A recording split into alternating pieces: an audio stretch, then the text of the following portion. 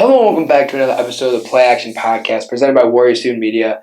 I'm TJ Haws, joined today by my great co-host, Caiden Bunting. Hello, everybody. Hello, Caiden. How are you doing on this fine day? How are you? I'm doing oh so swell, honestly. I'm in a really good mood. Love to hear that. Do you know what today is? Today's Minion Day. Today is Minion Day. And I'm in the nice yellow shirt. Yellow. It's really great. I'm in such a good mood, man. This is great. We got a nice slate of games to talk about now, you know. It's Minion Day. And it's Minion Day, dude. I got a free banana today at the cafeteria at the Warrior Warehouse. Free banana? Yeah, free bananas for anyone wearing orange. Or yellow, not orange. That'd be stupid. But what are you, a Bengals fan? Hey, let's not get hasty with the comments here. All right? No, I know what you're talking about. All right, well, with that, sub-awkward segue, let's just jump right into the games. This is a weird intro, but let's just jump in. We got Thursday Night Football. We got Dolphins versus Bengals. And we obviously got to address the given. The NFL is screwed. Yeah. Right? The NFL is screwed with the way they handled Tua. Obviously, he had a pretty bad concussion, or what we thought was a pretty bad concussion on Sunday. Sounds mild, though. Yeah, on Sunday. He hit his head and then got up and then was stumbling around. So obviously he wasn't good. Got taken out of the game and then came back at the second half, which is crazy that he was able to come back to begin with. Yes. Side note: the doctor that cleared him is now fired. So there's that at least. And then he comes and plays 4 days later and bangs his head again, which was pretty bad. So he ended up getting the whole face mask taken off, the helmet treatment, which is obviously terrible. Got taken off and didn't come back the rest of the game. And then I think he's going into an investigation now, I believe, with the NFLPA. Yeah, based off of the initial diagnosis on the Sunday, on his game against the Bills, when he came back after that one. So I think there's something going on with that. But staying away from the touchy subjects, obviously. I mean, that's kind of a negative way to start this. But, gotta do what we gotta do. This was an alright game. I mean, decently high scoring. Bengals won. I had the Dolphins winning. I believe you did too. Yeah. But, I don't know, man. What do you think about this game? Yeah, I agree with you. It wasn't, super fantastic to watch. Of course, unfortunate for what happened to Tua. Hopefully he's doing all right. But there's just nothing really special about this game. Joe Burrow, he played pretty good, though. Almost 300 yards, 2 touchdowns. And Joe Mixon looks solid. So, the Bengals offense is continuing to roll, which I think is good for them. They got to get that going. And just, they were able to grind out a win. And it's so rough when these primetime games are just kind of iffy, but it's still a good game overall. I was gonna say this game isn't great for a primetime game, but then the other 2 primetime games we'll be talking about I think were really good. Yeah, so I believe it makes up for it, but it feels like the Bengals are back to where they were last year. Getting a lot of their guys on offense involved. Jamar Chase at times was getting 4 defenders put on him. We had linebacker and a corner on him and both. There was a play, it was the T. Higgins touchdown, where Higgins is on the left side and Chase is on the right side. And he's already looking like he's getting double covered on the right side, Jamar Chase, that is. And then both safeties flow that way immediately, leaving a one-on-one for T. Higgins. And I'm like, dude, you're burning Xavier Howard on him, so you're hoping that cancels it out. But It's even so, he's going to win at times. And he did, and then he broke for a touchdown. You can't – Jamar Chase is a great player, but 4 defenders on him is that's a little excessive. It's a bit extreme, but you keep one safety on one side and one on the other.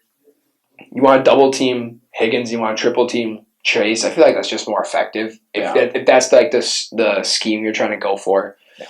But I love this Dolphins team though. I just talked a little smack about them, but I love this Dolphins team. Yeah, it's gonna be interesting how the offense works. How they can stay on the right track with Bridgewater under center.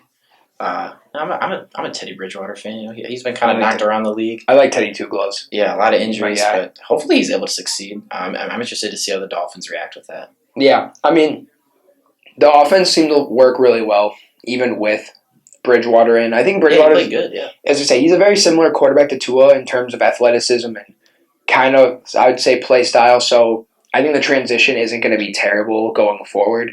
I don't know how long. There are like medical professionals out there telling Tua to walk away from football now. Mm-hmm. So I have no idea what's going to happen. I don't see him walking away. Maybe taking a couple weeks off at most, but I don't know, man. I think both these teams have a lot bright futures. Miami specifically, I just love what Mike McDaniel is doing with that team. But Bengals, started off 0-2. Now they're 2-2, and Looking like they're getting back on the right track. that's pretty much exactly what I said. Is they're heading back to where they were last year. Slow start, but I think they'll push towards like a 10-11 win season this year. They could pull that out, yeah. But again, this is very good. I mean, this was an all right game. I was about to say very good, which would be lying, but it was an all right game. Again, really hope Tua can come back soon and is healthy. Those injuries like that usually look a lot worse than they really are. So if he comes back after a week or two, there's no reason to freak out about the medical process in that point, because there was players getting carted off left and right and then coming back the next week and it's fine. So hopefully Tua can come back soon. I know he's not playing this next week, but hopefully sometime after that. But yeah, we're gonna jump now into the Bears-Giants game. This game, I mean, what would we say? It wasn't going to be great. Yeah. It wasn't that great. It was a lower scoring. It was 20-12 Giants. But I will touch on, I think what everyone was happy to see, and I think Fields looked better. This was probably he did. Yeah. Fields looked really good. Mooney looked better as well. Mooney tripled his receiving stats on the season. This one play even. But what are your thoughts on the Bears? Yeah, I agree. Justin Fields did look a lot better. He was still getting a ton of pressure from that Giants defensive line. But when times where he had a nice clean pocket, he was delivering good plays. He was playing pretty good. I was happy to see that. Khalil Herbert continues to deliver as well, which I love to see. Great late round pick by the Bears. But it's still the Bears though. So a lot of bad things continue to happen. Not great offensive play calling. I mean, Luke Getsy. It's tough to say what I think about him, but I think he has room to improve. I'll just leave it at that, because I feel like the Bears offense can run it a decent amount. It's just they feel like they run themselves into the ground. Mm-hmm. Yeah. No, this is I want to ask you something, right? So I asked Tyler this last week when we talked about the Bears game, week 3, and I'll bring up the same thing to you now because it's good to get multiple opinions on this stuff. Montgomery obviously didn't play this week. It was strictly Herbert and a little bit of Treston Ebner in there as well as the backup. But do you think it's worth bringing back Montgomery after this year? I'm going to just say, in case no one knows, the injury isn't that serious. Yeah. He'll be out maybe a week or two more, if that. But it's more of having 2 good running backs. Montgomery's about to ask for a big pay raise, and Khalil Herbert's performing like an RB1. So it's do you see, is there a certain price limit you'd be willing to put on him? Or do you just want him to get traded potentially, or what are your thoughts? Yeah, it's tough to give running backs a bunch of money. I feel like in the past, if you give a running back a bunch of money, it's kind of a big risk because they can get hurt pretty easily. So I'd be interesting to see what he asks for, what his asking price is for a new contract. But I love David Montgomery, but I wouldn't be heartbroken if he were to get traded or just leave, because I think Khalil Herbert's really talented. But if he wants to stay for a decent amount of money, I'd be more than happy. Yeah, I mean, I kind of want to touch on your comment on paying running backs a lot of money, because I agree that running backs get injured a decent amount. If you look at some of the highest paid running backs in the league, McCaffrey is getting paid $16 million, and he's been injured a lot this year. Past couple years. Yeah, the past few years. Zeke Elliott's second highest at $15 million. His production has been going down every year. Kamara is is tied with Zeke at $15 million. Another guy who's had injury issues at least this year. Yeah. Dalvin Cook at 12.6, I feel like is the first, that's worth it. He's played a lot. He had injuries early on in his career, but the past few years he's been very, very good. Same with Derrick Henry at 12.5 and Nick Chubb 12.2. And then it goes Joe Mixon and Aaron Jones both at 12, and then there's a significant drop-off to $7 million from Saquon. Mm-hmm. So I know that's a bunch of names I just threw out, but I think paying running backs at most maybe $13 million. Yeah. It seems to be what's most efficient, considering the top three guys are just guys that have either been injured or production's going down. So my thought is pay him like $10 million, right? At most, just because of how well he plays. And if it doesn't work, if he doesn't want that, I think letting him walk isn't a bad idea. Mm-hmm. Running backs, you can draft running backs left and right and be okay. Yeah. But Khalil Herbert was I believe a 6th-round pick. 6th round, yeah. And he's playing like an RB1. So I think it might be time to move on from Montgomery. Yeah. I'm sure Bears fans won't be happy, but I like him. Would you put him I don't think I'd personally put him in that upper echelon of running backs at $12 million a year. No. Do you think he's anywhere close to that? Because I don't think he is. Price-wise, again, maybe 10, 11. Because you see guys like Derrick Henry and Nick Chubb getting paid 12 and a half a year. And it's does he compete with those guys? It's not really. No, not. I don't see it at all because those are probably two of the top 3 running backs. The third being obviously Jonathan Taylor, but he's on a rookie contract, so he's obviously going to be significantly lower. Mm-hmm. He's getting paid less than $2 million a year right now. Yeah, which obviously that will skyrocket. He'll probably be the highest paid running back in football. Definitely. Once that time comes around, but in terms of running back rankings per se. I think maybe around the 12 to 15 range in terms of running backs. I agree with that. I think he has the potential to be higher than that, but I just think this year he hasn't really shown it as much, especially splitting carries with someone else. It's hard to say that he's really all that good if he's splitting carries. So, I don't know. It's going to be an interesting development story to watch if he comes back or not. But we got to touch on the Giants, right? We've been talking about the Bears a lot now. We're going to touch on the Giants real quick. Saquon's back. Sticking with the running back topic. Mm-hmm. Dude, he's back. He ran all over the Bears. It was kind of embarrassing to watch. That big run that he went all the way around the back, that was just, oh my I was blown away. He broke 3 tackles and made it was... This is vintage prime Saquon. This is Penn State Saquon we're watching. Yeah. And I don't think it's crazy to say he's a top 3 running back right now. If he continues to play like that, for sure. I think outside of Nick Chubb, I think there's an argument to make that he's better than any other running back in the league. Just this year alone, the way he's been playing compared to everyone else. Yeah. I think Nick Chubb is the only one that I can sit here and say is definitively better. Yeah. Anyone else, there's a debate, but I don't know, man. I love what I'm watching. Yeah, he had almost 150 yards or something like that. It was absurd. I'm happy to see him playing playing well. He carries that offense because Daniel Jones. Didn't he get benched? Yeah. Is that what happened? Or is it an injury? Injured, I couldn't tell. Tyrod Taylor came in and he got injured. Yep. And at that point, Barkley was under center for a few plays. That's how much he carries this Giants offense. I don't even know, dude. Yeah, he is the 3rd-string quarterback now. You keep starting running back, QB3. What more can you ask for out of a player? He's the true MVP in the league. Yeah.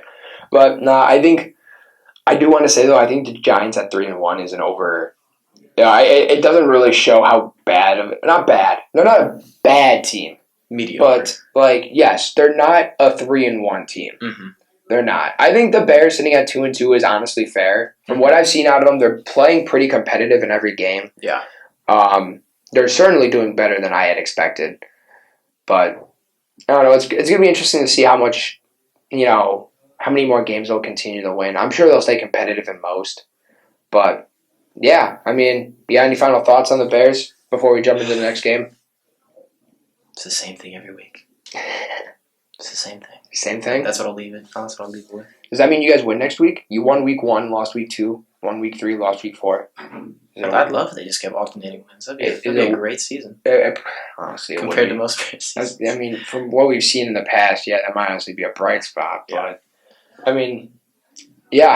think I guess next week's a lock. I'll lock it in. Bears win, I guess. I don't even know where they're playing. Isn't it Minnesota? Mm. Yeah. Okay, I just unlocked the win. Come on. Sorry, but all right. now we're going to move into what we thought was going to be the best game. And I think it was. I think it was a really good game. You got Bills versus Ravens. Mm-hmm. I want you to start. We'll let you start. What are your thoughts on this game? I had fun watching it. Very competitive game between two top-tier teams this season. I think, the Bills are going to bill. They're going to find ways to win, and I think that last drive where the Ravens decided to go for it on 4th down, it's a little questionable, but the Bills are playmakers. They made a play, and they just went down and scored. I think that they're still my favorite to win the Super Bowl. I think at this point, after beating another competitive team like the Ravens, yeah, they're just kind of inevitable at this point. And it's not even like the Ravens played bad. Like it wasn't that type of situation. It's just that the Bills are just so much above everyone else. Yeah, I mean, what? Ravens were up 20-3 at some point, and then it was 20 unanswered points. Bills come back and win. But I want to say, in light of the Ravens, because people tend to think that I am biased against them because I'm a Steelers fan. After watching the game, I legitimately think there are multiple players on this team that will win awards at the end of the year. I'm not going to say these guys are guaranteed to win it, but Lamar, everyone knows he's up there in MVP. Even though they lost, he is still a top MVP candidate for me, and as should everyone else. Yeah. And Marlon Humphrey is someone who's not getting enough attention this year. One of the best corners in football. He's playing like it.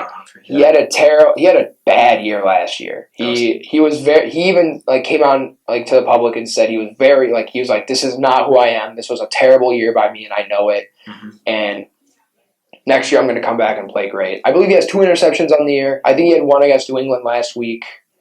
Yeah, he had 1 against New England and then 1 this week against Josh Allen on the first play of the Bills' opening drive. He looks incredible. He's locked on. His passer rating, he allows a 1 passer rating right now, which is insane. Spiking the ball every time gets you about a 40 passer rating. Let me just mention that. You spike the ball every single play, you get a 40 passer rating. He's allowing a 1. Yeah, he's been locked down. I could see a defensive player of the year coming his way if he continues this. I mean, he's playing the best corner in football. I don't know if there's a debate right now. But in other Ravens corner news, did you see that argument with Marcus Peters? I didn't. Harbaugh? Okay, I didn't actually see it, but I heard about it. Yeah. Did you see it?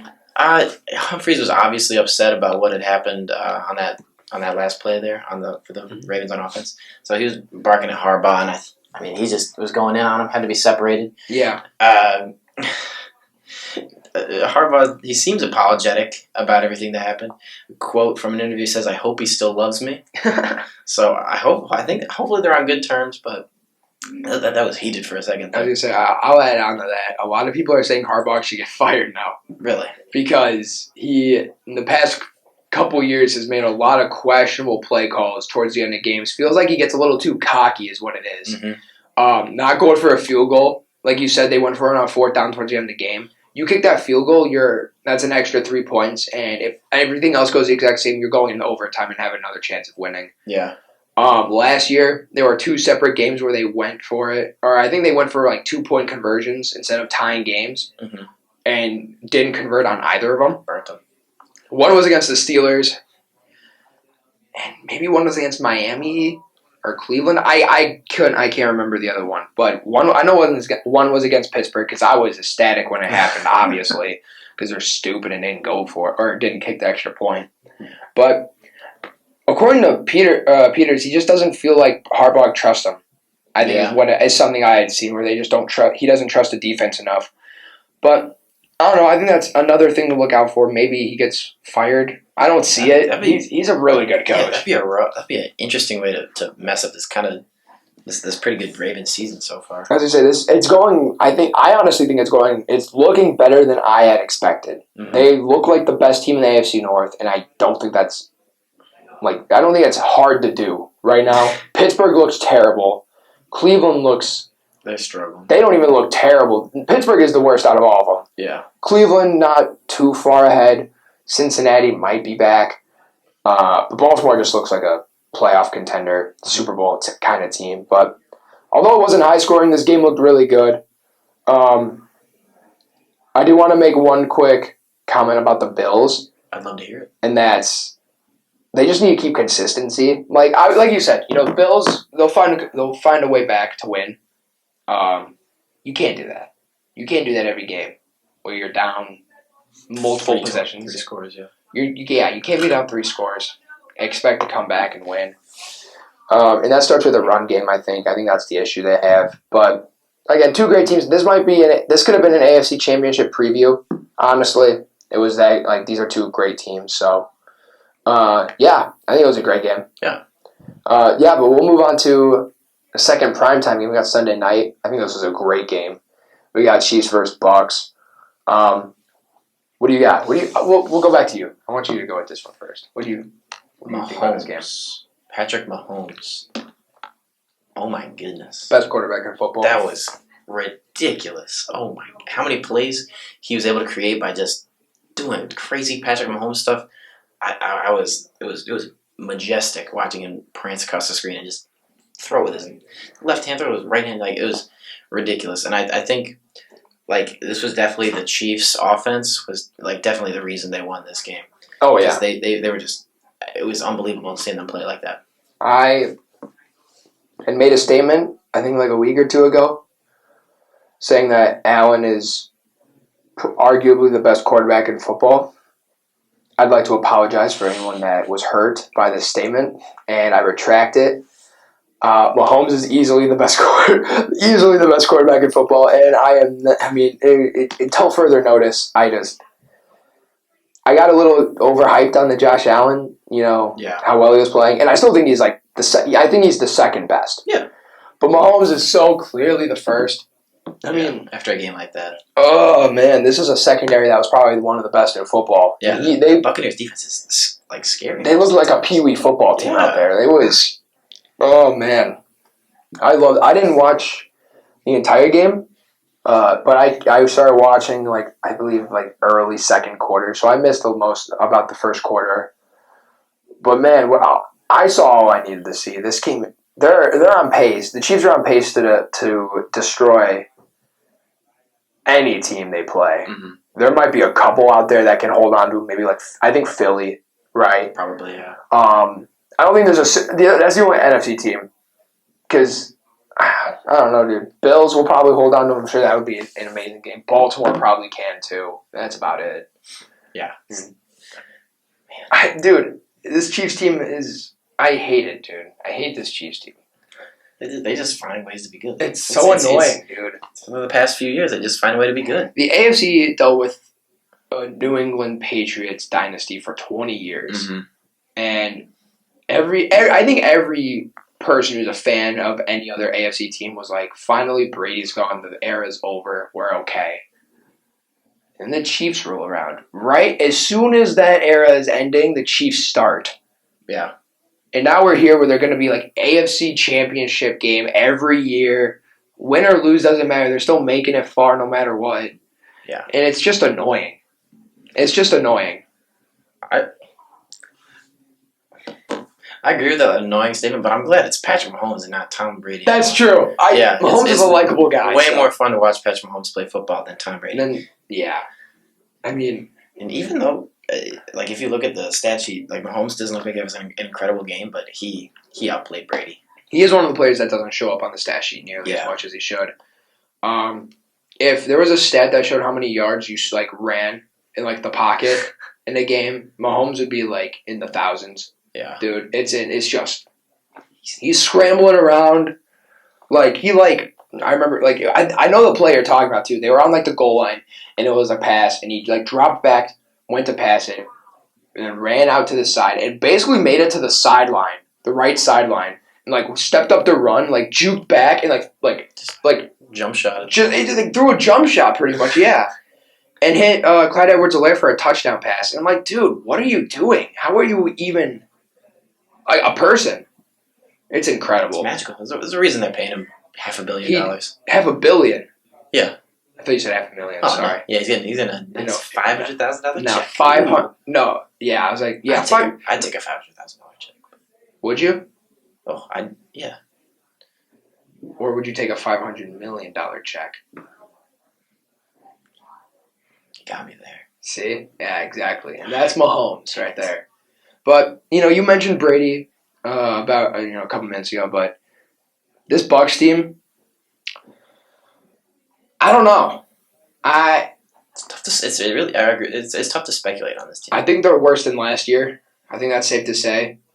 In week 5, next week, they play the Falcons for first in the division. That's a funny sentence. It is a funny sentence. This is a Bucs team that was projected to at least make the NFC Championship, and a Falcons team that was projected the first overall pick. Now, 4 weeks into the season, fighting to win or to get the solo lead of the division. I'm going Falcons all day. Oh, I'm going Falcons all day. Yeah. Mariota at quarterback, no doubt. No, but it's so crazy to see. Brady should never have come back. I don't think. Brady ain't bad, but he's definitely worse than he was last year. Yeah, Brady is way. Yeah, I think this is the biggest step down we've seen from Brady, from one season to the next. So I don't know, man. I don't think the Bucs make it as far. They might be a wild card exit this year, in my eyes, is kind of what I'm thinking. But they'll probably win the division just because their division isn't good. Mm-hmm. So, yeah, I mean, this was a very good game. But we're gonna end it off with. Oh wait, maybe we aren't. Do you think Tom Brady's falling off because him and his wife both hired divorce lawyers? No, not this, dude. Do you think that's weighing on Thomas? Is he getting is Tomothy Brady gonna? He's Thomas Edward Patrick Brady. Oh, I'm calling him Tomothy because Tomothy. I like Tomothy. Tomothy just sounds funnier in my eyes. But, dude, is that what we're thinking? Maybe. I mean, it's not. You had to expect a fall off coming. Really, like 40 something at this point. It's 45, I think. Yeah, 45.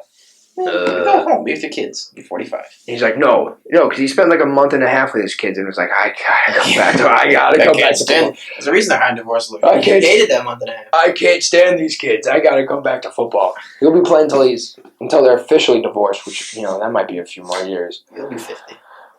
Watch him play football. That's terrible. That's just terrible. Let's get away from this sad topic. Okay. Well, as I was saying before, you brought up that very intelligent comment of yours. Sorry. No, I'm being serious. That's a good point. Yeah. How would Giselle do? Sorry. All right. Continue. No, but I think we're gonna end this off real quick with the best game of the week. I loved watching this team. That's the Rams versus 49ers. You were right. 49ers are going to beat the Rams till the end of time. All right, this is what seems going to happen every time. Aha. You're right. And it's funny because I legitimately didn't know. I didn't know this stat that I'm about to say until the end of the game. The 49ers have beaten the Rams 7 straight times now. Yeah. I didn't know that. I really did not base my prediction off that. I just based it off the underdog usually winning these games. These NFC West matchups, like I said before. The 49ers demolished. Yeah, that was an ugly 24-9 game. Ugh. I think this is my favorite team to watch. San Francisco. Yeah? Now, I say that while they're playing Garoppolo and not being able to play Trey Lance. Trey Lance is on this team. This is the most fun team we've seen in a long time. Jimmy G's not even playing that bad, though. No, he's coming to play. Is he fun to watch? But that's what I meant. Because Jimmy G is another quarterback who looked a lot worse on the stat sheet than he did. And even the stats aren't even that bad. It's like 250, 2 touchdowns or something like that. Didn't throw a pick.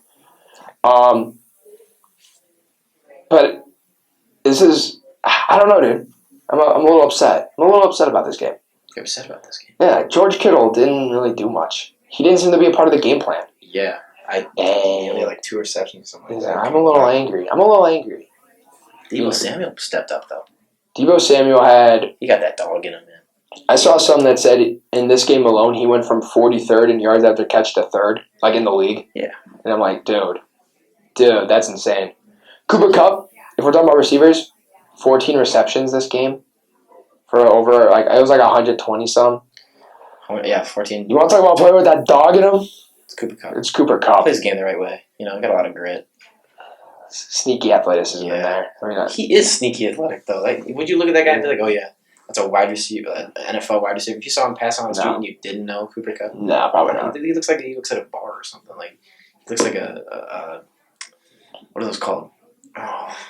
Bartenders? No. If he put on a flannel, I think he was a lumberjack. Ah! That's what that's a good one. Yeah. That's a good one. Yeah. All right. But continue. That was a fever dream. But no, the Rams just were not good. His offense was bad. Did not have a play over 20 yards this game, which is the first time the Rams have done that since like 2000, I think, is something like that, which is crazy. Yuck. But no play over 20 yards, pretty bad. Yeah. But I want to highlight this defense for San Francisco. Played great. Dude, there are just so many, I know I've said this like 8 times now, but there are so many fun players to watch on this defense. You got Nick Bosa, who's a top 3 edge rusher. Fred Warner, a top 3 linebacker. You got Eric Armstead, who's great on the interior. Talanoa Hufanga, I would love to highlight him. Fun name. Palomalu 2.0. I promise you, he's mentored by Troy Polamalu. Really? So, and he's got the hair to match. I mean, it adds up perfectly. Dude had like a 50-yard pick six. Second-year player. I mean, this dude, he's incredible. He's all over the field. He's a top. I'm willing to put him as a top 10 safety right now, which is probably crazy to a lot of people, but maybe I think he is. Yeah. I mean, I've been talking most of this game. I just I'm. No, it's. I got much you deserve more. it. You kind of stepped on me here with this, but. I'm sorry. I thought the Rams had maybe figured it out a little bit. Turns out, no. They have not. Turns out, no. No. You're right. Matthew Stafford threw the ball 48 times that night. And how do you not get 48? Yeah, he went 32 for 48. Holy, I didn't know How do you not have a play over 20 yards? You throw it 48 times. And you're throwing the Cooper Kupp. For real. I mean, come on.